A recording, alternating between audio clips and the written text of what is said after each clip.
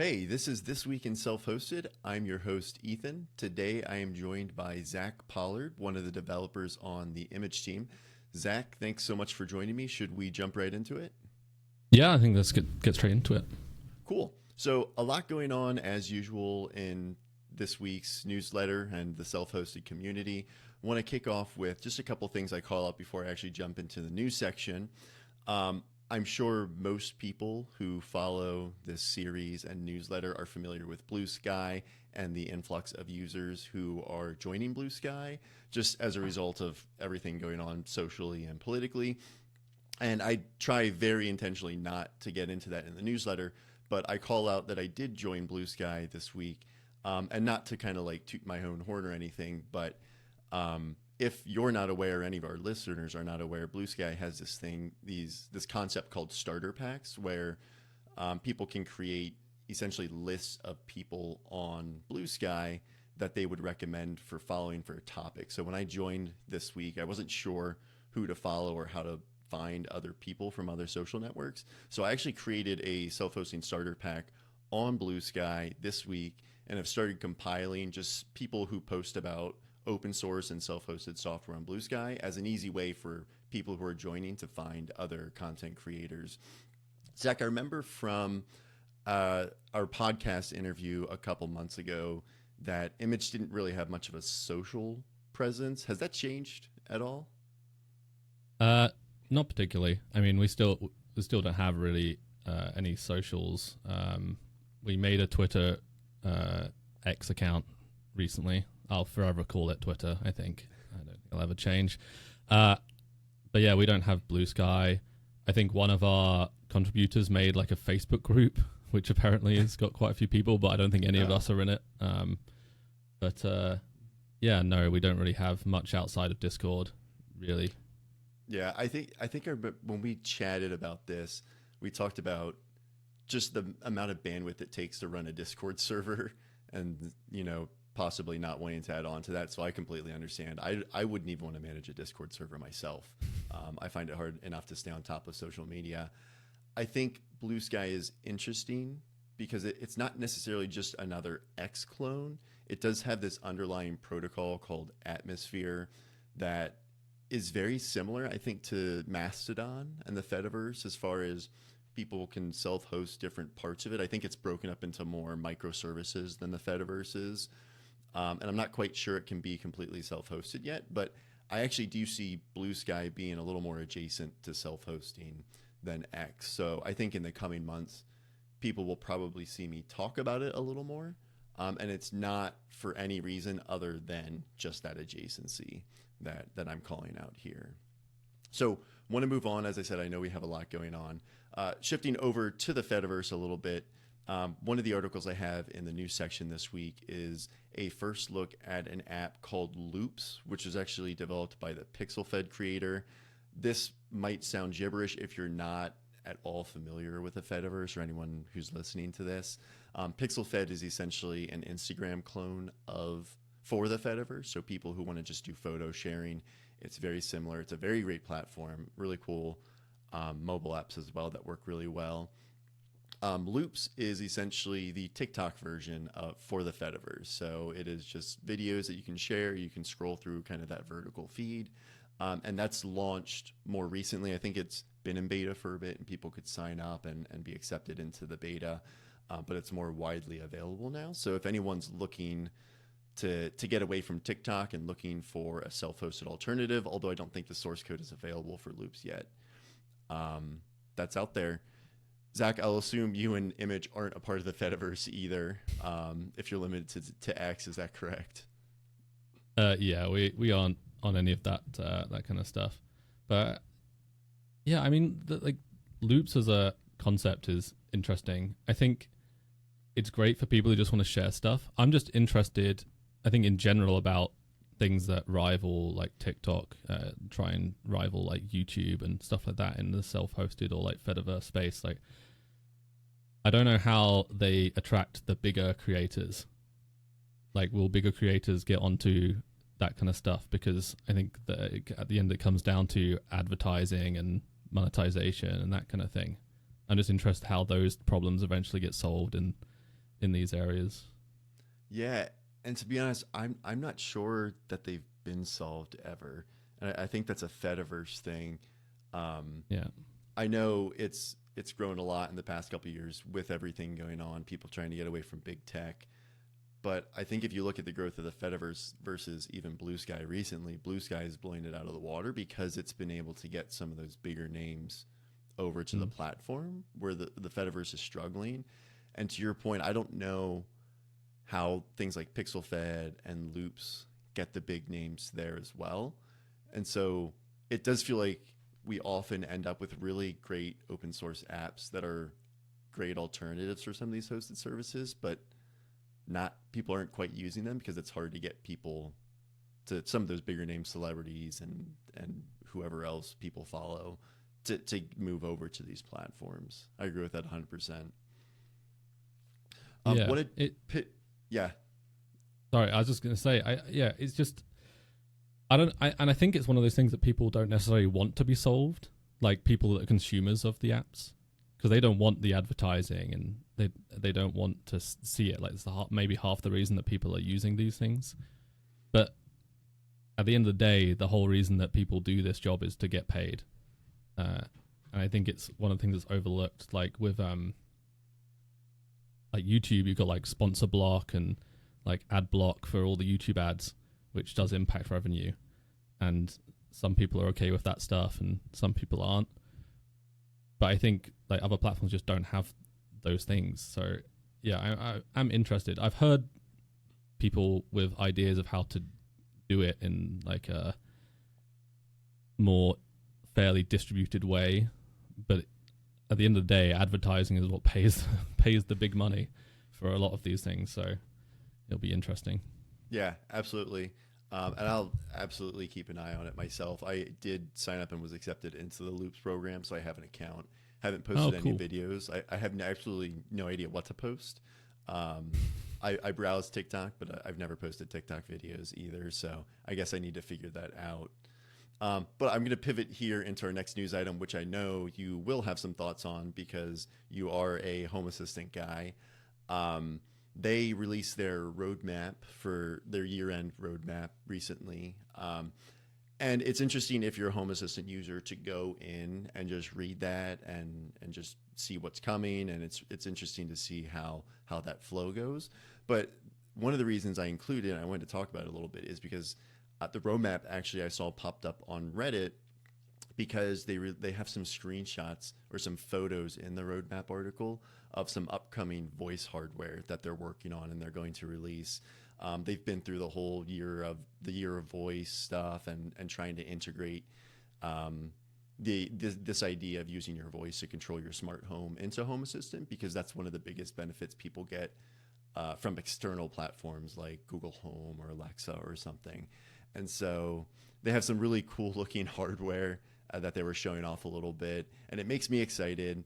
Admittedly, I haven't jumped into voice at all with my smart home. I do have a pretty extensive smart home, but that's been a little intimidating for me. Where are you with that, Zach? So right now I just use Google Home and have all the stuff like synced between Home Assistant and Google Home. So, but that was more just because I had Google Home before Home Assistant, so I had all the devices. But yeah, I've definitely been keeping an eye on the voice stuff. I haven't tried it out yet, but I really wanted to give the voice satellite hardware a go when that does come out. I think it'll be super interesting to see how well that works.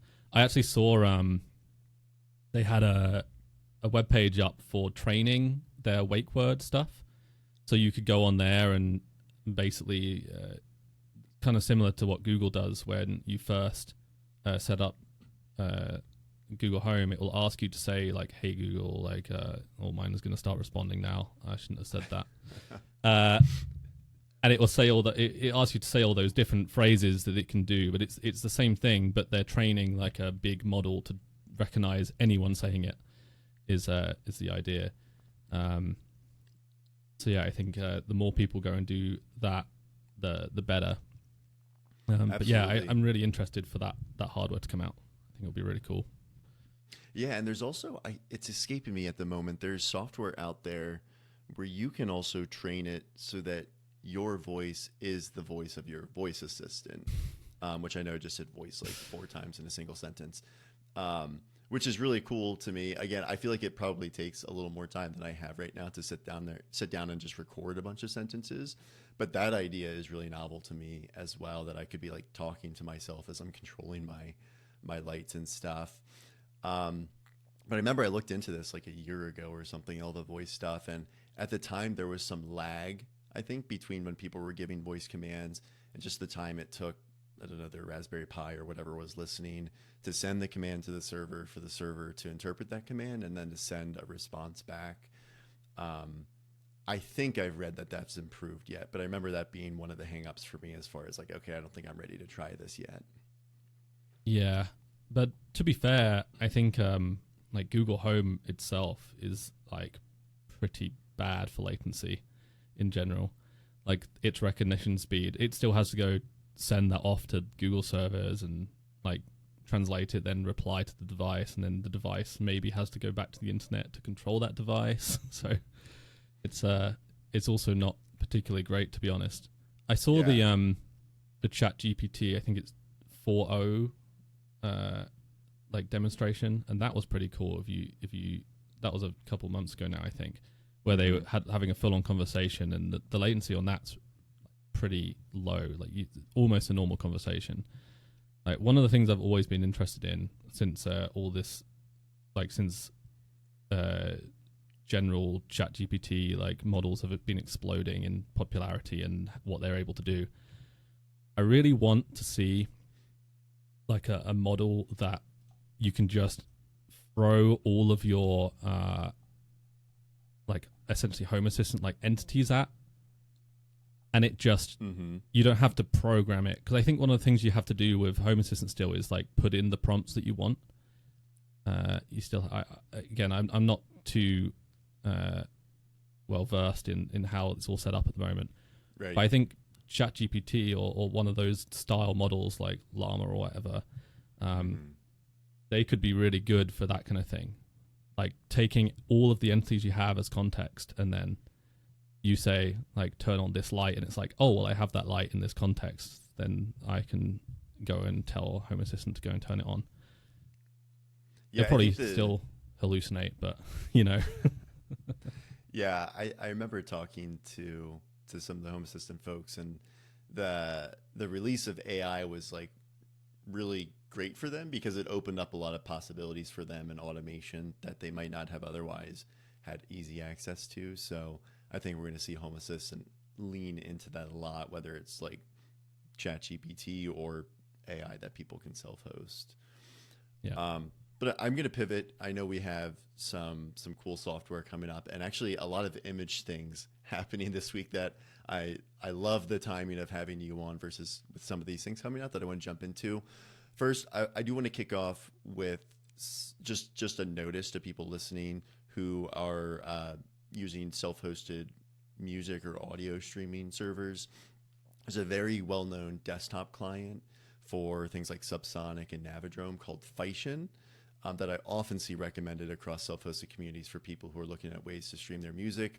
That Feishin had a release this week, and with the release, it actually went into maintenance mode because the developer is actually shifting their focus to a new kind of a rewrite of the client called AudioLing. I think I'm pronouncing that correctly. There are no releases. I think in the repo they talk about targeting something for later this year for having a release for people to try out, but I think Feishin was initially a fork of another project, and so I think this is just the developer's way of kind of starting over and building it from the ground up how they want it to be, so they have a little more flexibility as they work towards more and better features. So if you're using Feishin, just be aware of that. I'll obviously continue updating on AudioLing and Feishin in the newsletter moving forward, but that is happening, just so you're aware of that. And then some other things, both in software updates and new software this week. There are, Zach, you and I talked a little bit about this before we started recording, a bunch of image companion projects popping up, and notably projects that are enabling sharing image assets without exposing the image instance or its API itself. which I think is novel and a cool idea. This week, the third project has popped up, I think, in the last month that does this. So I think in the proxy for Immich is what this one's called.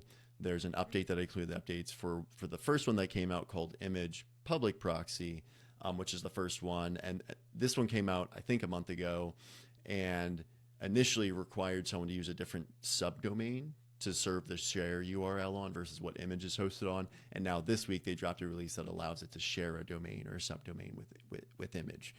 I assume the Immich team that all of you have had an eye on these things as they've been popping up. Yeah, we've seen some of them for sure. It's definitely interesting. Like, I think as projects get bigger, this kind of stuff's to be expected. But yeah, it's as I was saying to you before the show, it's interesting that people like are making these things, and then because people don't want to expose Immich itself like publicly, but then they're happy to expose these things publicly, which may also have their own problems. Yes, absolutely. I think again, as I said before, like it's definitely a reduced risk because they've got less endpoints. Like you've got less surface area. That's always a good thing to reduce, is your attackable surface area. But yeah, they're all very interesting. I don't personally run any of them myself. I just have my instance public and roll with that. Having parents using it, not having it public isn't really an option, and getting them to use stuff like Tailscale and that kind of thing is just another barrier for them to have to get through to use it, and they just probably wouldn't. So yeah, that's more of a headache than anything. I think I understand why these projects exist, because I think photos are one of those sensitive things for people that they love the idea that they can self-host it, but it's just a little intimidating, the idea of exposing all of their photos to the internet if something happens. So I get why the demand is there, and not to put you on the spot or anything, but if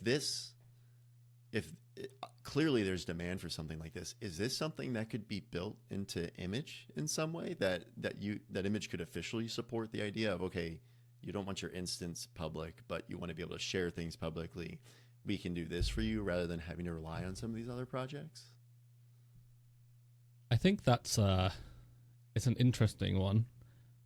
I think it's one of the things where we'd probably say that it's not something we want to look at for Immich to support, and it is something that is better served by the community or like by your reverse proxy itself. Like you can do exactly this with the reverse proxy you probably already have set up in front of Immich. It's just that I think a lot of people don't really have the knowledge of how to do that kind of thing. So maybe it's something we could document on how you could do like directly with your reverse proxy, like what you could expose. I have settings for exposing publicly versus not.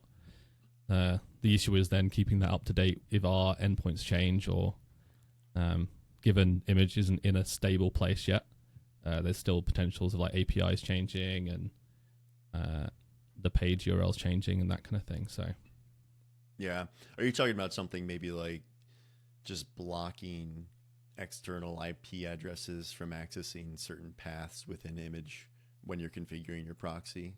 Is that what you're thinking? Yeah, that kind of thing. Like you could set that up in a reverse proxy itself. So you could say everything's accessible on your local network, but only these URLs are accessible externally. Don't allow anything that has auth access, for example. You could do. Got it.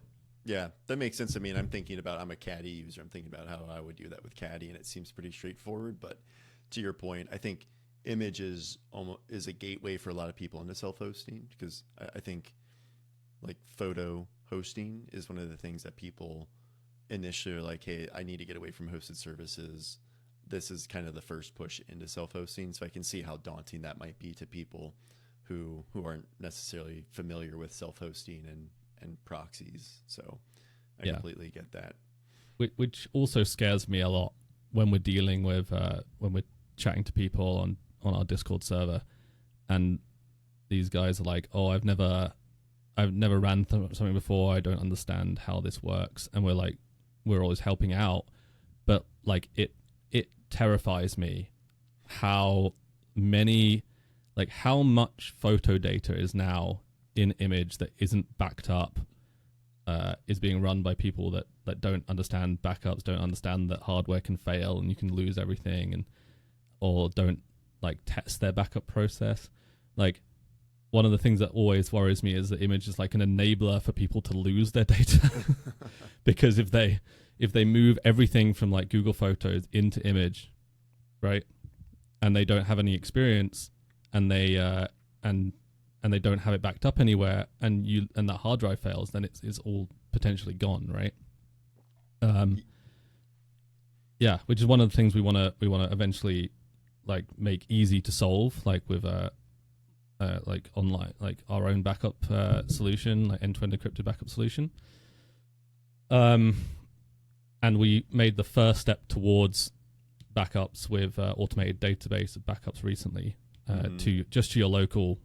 But that's one of the things we see a lot is people will try and update. The update will fail for whatever reason because there was a breaking change they didn't pay attention to, or they just break something in their database and they need to roll back, but they don't have database backups. So now any default Immich installation will have database backups for 14 days automatically. So we hopefully can help more people if they do somehow break their database. But yeah, I think that's smart. And it's funny, as many warnings as your team gives people regarding that, I think if I recall correctly, at the top of the Immich repo, it's like, hey, this does not have a stable release yet. Do not use it as the only solution for storing your photos. I think it's evident from the amount of times people blindly update Immich without reading the release notes and breaking changes that people just don't read that stuff. So that is certainly an obstacle that you guys have to face. Have you ever used Uptime Kuma, which is like a service monitoring application that can be self-hosted? Yeah, I have used Uptime Kuma before. Okay, the reason I'm asking, that's what I'm using right now. yeah, I do too. I don't use this particular functionality, but talking about reverse proxy and just kind of helping people do something securely, Uptime Kuma, and I don't know exactly how they do it, but I remember when the release came out, and I can picture in my mind the settings within Uptime Kuma when you're going through it. It has like built-in support for Cloudflare tunnels, actually. So it's pretty much like, hey, we recognize that people who are running this might not have all the knowledge, so we're going to help you figure out how to make this publicly available or to proxy it without having to go through all the pain of having to spin up something else and then learn how to use that. So not saying that Immich should necessarily go in that direction, because it's one more thing you'd have to maintain, but maybe something to consider if you feel like you have enough Immich users who are just blindly making things publicly available without understanding the implications. Maybe there's like an image, just a separate Docker image that includes some sort of functionality like that for people who need it. Might be something to consider. I don't know. That's probably more complexity than your team wants to get into. Yeah, it's another interesting thing, because we also have a problem with people using Cloudflare proxy and tunnels. Basically, Cloudflare has like a limit on the upload size for free account. So it's like 100 megabytes is the maximum file size. And Immich doesn't currently support chunking your uploads. So if you use proxy, it's like one of the most frequent things we get in the Discord is people saying, oh, the uploads aren't working. We're like, are you using Cloudflare proxy? And the answer is almost always yes. And if it's no, then it's probably their reverse proxy. But generally, it's Cloudflare proxy breaking the uploads past a certain point, which is a problem for video. So, yeah, hopefully at some point that won't be a problem, because we will implement chunking. But we've not got around to that yet. It's a whole separate fun problem to solve. Okay, well, disregard my idea then. That's not helpful for you. Okay, so Zach, anything else stick out to you in terms of software that had significant updates this week, or even new software, whether it's just launched this week or something I added to the directory? Yeah, I mean, one of the there are a couple. I think just in general, I'm just always amazed how much new software is coming out just in general. Agreed. and how many problems that I didn't even realize were problems are being solved by software. Like I've never seen like I think the top one in the update list, like the bar assistant. I'm like, that's just a very cool piece of software that solves a very specific problem. Yes. And I was like, I don't have any use for that right now, but I like want to have it anyway. just seems cool. Absolutely. I'm in the same boat. Yeah. And then another one that stood out was like the wedding share one at the bottom of the new software. Because I actually have been using, I've had a couple of weddings that I've been to, and I've been providing like basically an image link for them, like just as a QR code, and then everyone can dump their photos in this. But this seems like such a good idea if you don't want to if you just want to only spin this up for your event or whatever, right? This is presumably very lightweight. It's just a very cool idea. I think having something like this, if you don't want to have like the whole of image setup, you don't need all the machine learning and all that stuff, right? That doesn't matter for a wedding, for a one-time event like this. I think it's a very interesting idea because I think one of the problems is like getting all those people to send you all their photos. Like when I've done these events, I've been to these events and provide these links. Like we've got loads of people uploading their stuff just because it's so simple. But I feel like you just wouldn't get that, or the maybe the worst option is that you get it, but it comes through like WhatsApp, all compressed and horrible, or through some other chat app where it's going to be compressed, and you're not going to get those full quality photos that maybe you want to print out. Yeah, this is like the modern version of sticking a digital camera at everyone's table at your wedding. Yeah. So they can take pictures and then you have them to develop later, or disposable cameras. I don't know if I said digital or disposable, but the disposable cameras. Yeah, disposable. Yeah. Yeah. It's interesting. And on that, I actually saw they're now like they're bringing film cameras back as like a thing now. I think it's like a like one of those things that comes back and it's now all retro. Like they're bringing film cameras back as like this cool retro thing to have. That must be like, maybe the older we'll get, we'll notice this like generational thing doing that. Because I just read an article this week that was also talking about Barnes and Noble coming back and the concept of physical bookstores. So it's interesting to see like the cycle of what goes out of style and then what comes back. And so physical bookstores and film cameras, I guess, are some of those things. Yeah, I just wouldn't even know where to get a film developed now. Walmart, maybe? CVS, I don't know. Staples. Yeah. The app that I wanted, that caught my eye this week, someone actually reached out to me and recommended it, is an app called Lissen. It's an Android client app for AudioBookshelf. Do you deploy AudioBookshelf or anything to stream podcasts and audiobooks? Kind of. I kind of put it into Plex and Jellyfin. Okay. Like I just use that. I don't really do audiobooks too much, so I have a setup for it, but I don't do it that often, so I don't have AudioBookshelf set up. Got it. Well, Lissen is a modern minimal style app for AudioBookshelf, which I really appreciate. I love AudioBookshelf, so I would not want to disparage it at all. I recommend it to everyone who's listening to podcasts and audiobooks. It has a lot of great features, and it has mobile apps, first-party mobile apps that are also really solid. But until I saw Lissen this week, I didn't realize how clunky and dated AudioBookshelf's interface is. And so it's like one of those things, I don't know why I'm drawn to nice interfaces, even though functionally I have everything through AudioBookshelf's apps. So I've been spinning this up and trying it. I found it to be like a nice modern alternative to what's available. So if anyone else is similar to me and looking for that, I would recommend checking Lissen out for sure. I just want to pivot really quickly to breaking changes. There were a few this week. Anyone running Lean Time with it, which is a project management applications, there's some event name changes that might break things when you update, so be cognizant of that. And then Sterling PDF is a PDF editor that is very, very popular in the community. very well regarded. Their Docker image is updating. So wherever you have your Docker command or compose file pointing to, note in the newsletter, you can click through to the repo. They talk about it there that's changing. It's not going to impact you right now if you don't change it, but in the coming months, they are going to completely switch over. And if you're not pointing to that, you're not going to get updates anymore. So just FYI. Yeah, I was quite happy that we managed to avoid the breaking changes this week. Yeah, I saw the image update come through, and I was like, wow, this is like a very nice, stable, not going to break anything once I update it. Release this week. Normally, I don't even release to the 0.0 releases that Immich drops, because I feel like it's always like 0.0 and then 0.1 and 0.2 a couple days later as people find things.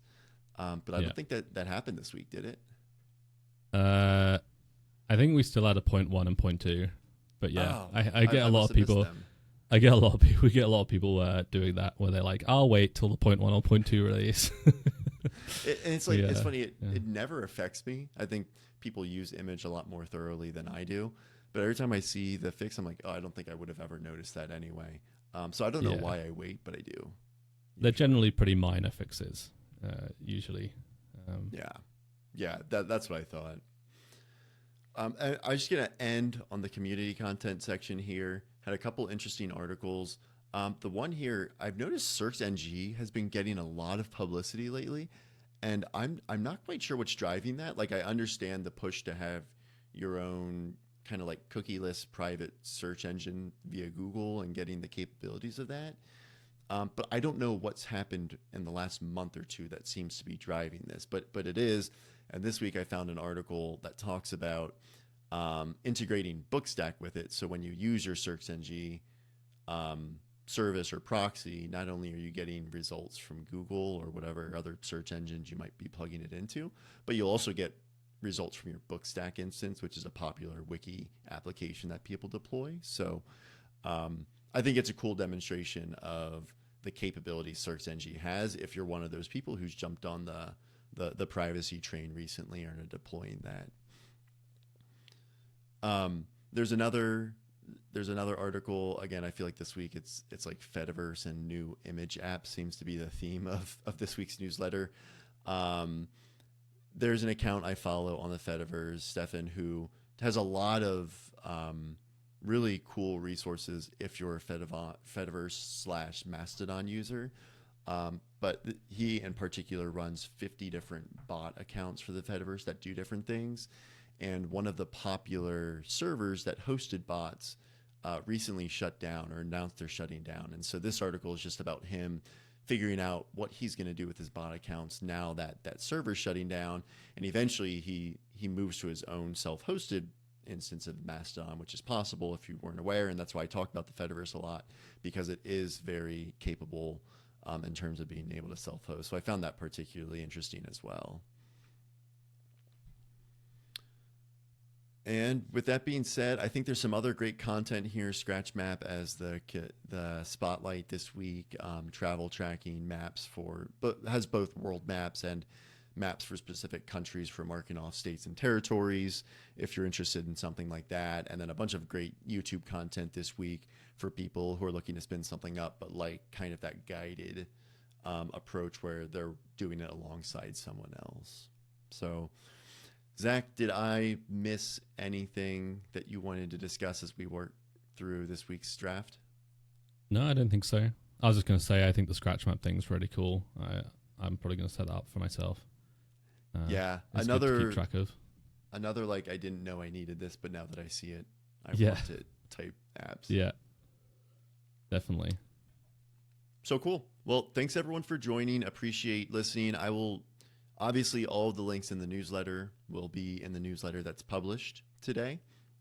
I will include all other links that aren't in the newsletter that we've discussed in the video description or the podcast description if you're listening to this instead of watching it. Zack, is there anywhere people can find you or the Immich team if they want to connect with you after hearing our conversation today?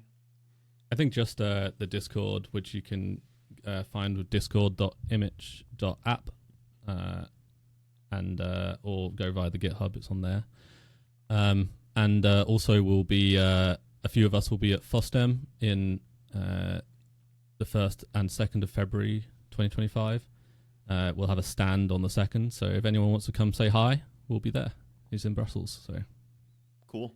That sounds great. And let this also serve as a regular public service announcement that if you do not read your Immich release notes before you update your instance, you are a bad person and you should. And doing so will help Zack and team not have such an influx of issues when they release a new update weekly or bi-weekly, whatever the cadence is. So anyway, thanks again, Zack, for joining me. Again, I'm Ethan. You can find me at my website, Self-Host, which is selfh.st. Otherwise, have a great weekend and happy self-hosting. Cool. Thanks for having me.